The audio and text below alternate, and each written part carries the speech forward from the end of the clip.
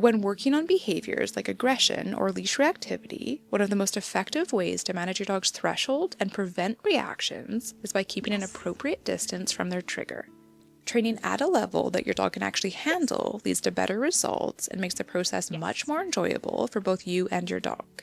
How exactly do you maintain that proper distance from your dog's trigger, though, when there's things out of your control on walks? In this video, I'm going to bring you along on a training walk with my client Kiki. I'm going to show you 2 methods that I personally use to keep her a safe distance from her triggers.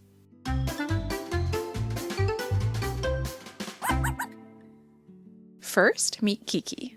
I worked with Kiki a couple of years ago because she was a notorious food thief. I have other tutorials showing how I trained her to leave it and to stop stealing food.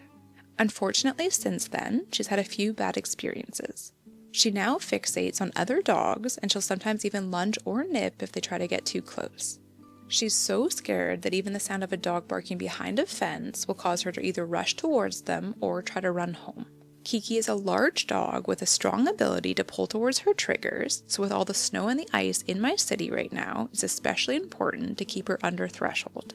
I'm going to show you 2 methods that I frequently use to ensure that we maintain the distance that we need for successful training sessions that also keep everyone safe. Method 1 is to use treat scatters at blind corners. Blind corners are particularly risky because you have to get close before you can see what's coming. I want to ensure that I always know what's coming before Kiki does. Here's how. So I want to show you what I do when I have a reactive dog like Kiki and I'm approaching, so you can see from the cross sign here that this is a blind corner. There's a path that goes that way. I'm going to show you how I manage this to make sure that there's nothing coming before me and her proceed.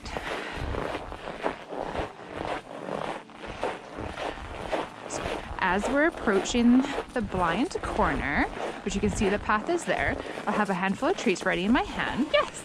Throw them here for her to find. It's called scatter feeding. I can come out here. I can see that there's nobody coming. There's nobody coming, so we're safe to proceed. I wait for Kiki to finish. Kiki, let's go. Come on, Kikis. Let's go. Yes. One more treat for going, and we're off. While I do typically recommend using high-value treats for training, for this I'll typically just use kibble. The treat scatter is just meant to be a distraction, and using her kibble avoids giving too many excess calories. Now let's go back and pretend that there was somebody coming. That's when I incorporate a U-turn. So same thing, she's eating her treats. Let's pretend though that there is somebody coming, so we have to retreat. Kiki, with me. Yes. Practice, come on, Kikis.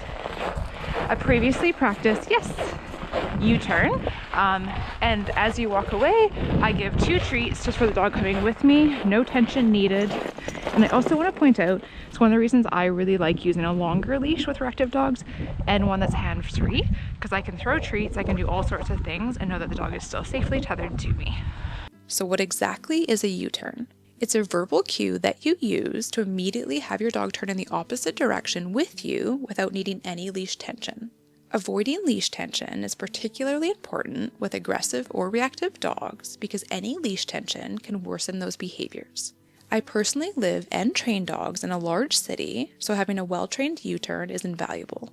I'm going to show you a demonstration that I previously filmed with my other reactivity client Millie to show you how I train a U-turn. I start with using a treat lure to build an association between the cue and the action. As your dog is walking beside you, say "with me" as you present a treat right in front of their nose and you lure them in the opposite direction. Make sure that you give a couple treats in motion to reinforce them for following you and for not looking backwards. Next, phase out that treat lure.